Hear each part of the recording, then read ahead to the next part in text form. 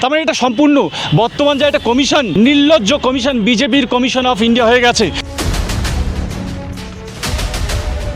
এই নির্বাচন commission of India সম্পূর্ণ বিজেপির কমিশন অফ ইন্ডিয়া।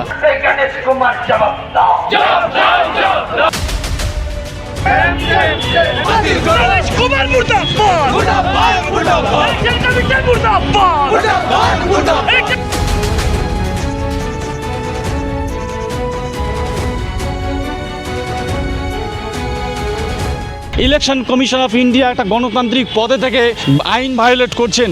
যারা 2000 ভোটার লিস্টের নাম আছে, এর আগে যত তাদের জমির কাগজ, দলিল, দস্তাবেজ সব জায়গায় তাদের নাম আছে পূর্বপুরুষদের, তাহলে আপনি কোন বেসিসে তাদের আন্ডার অ্যাডজুডিকেশন রাখছেন?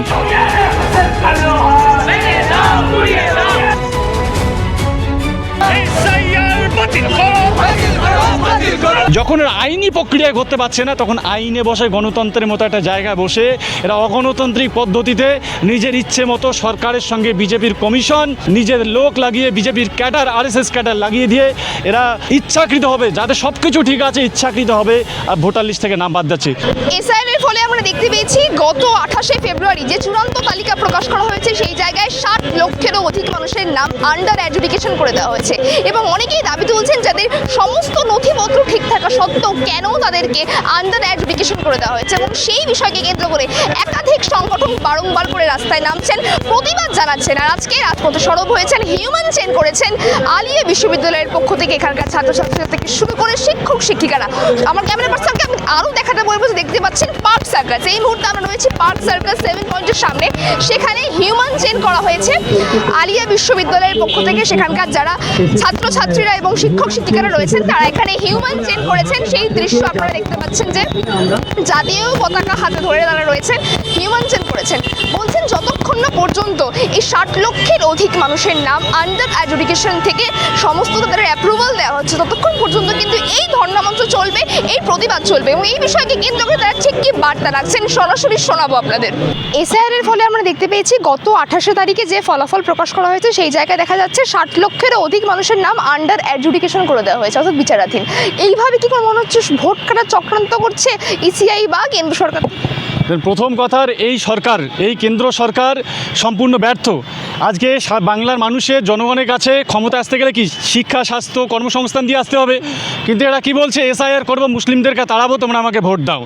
আজকে 64 লক্ষর উপরে মানুষের নাম বিচারাধীন, অর্থাৎ এরপরে যদি ফাইনাল ভেরিফিকেশনে তাদের নাম ভোটার লিস্টে ইনক্লুড না হয়, তার মানে দে আর নট ইন্ডিয়ান সিটিজেন, মানে তারা ভারতীয় নাগরিক নয়। অথচ তাদের কেউ সন্তান, তাদের ভোটার লিস্টে কোনো সমস্যা নেই, কারো পিতা সমস্যা নেই, অর্থাৎ পরিবারের 1-2 জন বেনাগরিক। এটা কী ধরনের প্রহসন?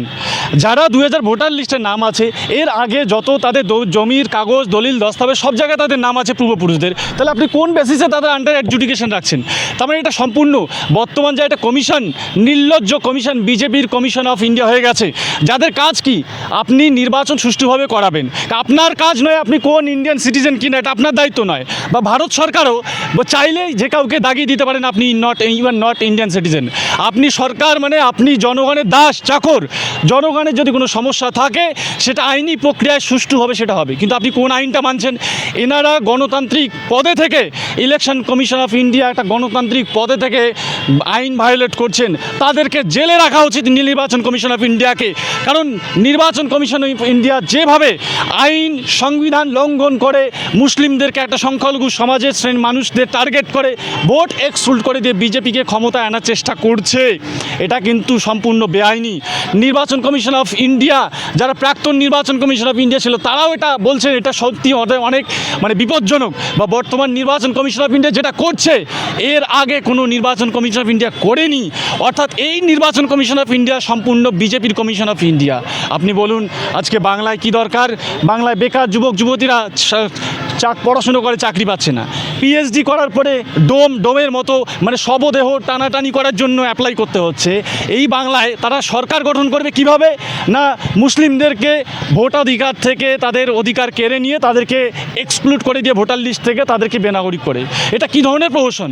যদি আপনার সরকার গঠন করতে হয়, আপনি মানুষকে, হিন্দু মুসলিম সবার জন্য শিক্ষা, স্বাস্থ্য, কর্মসংস্থান দিনে আমরাও ভোট দেবো।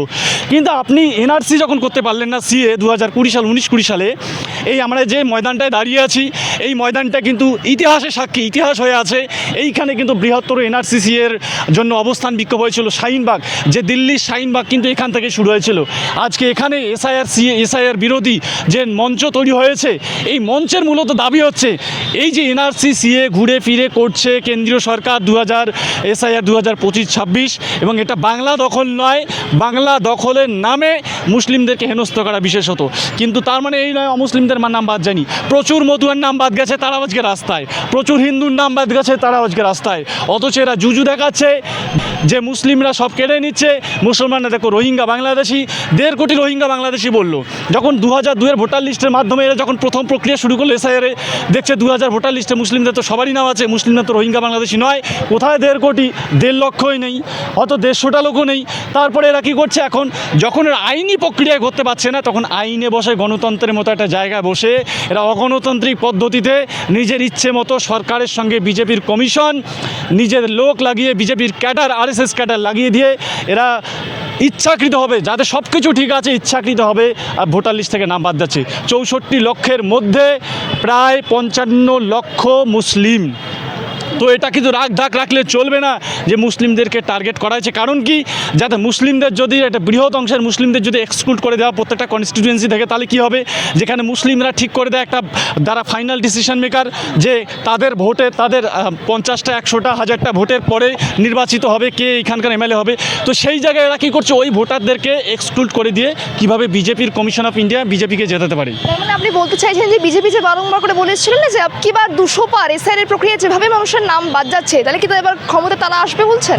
দেখুন, তারা কেন্দ্রে যে সরকারটা গঠন করেছে, তারা বলেছে আপকি বা 400 পার, সে জায়গায় কিন্তু হাফও আসেনি।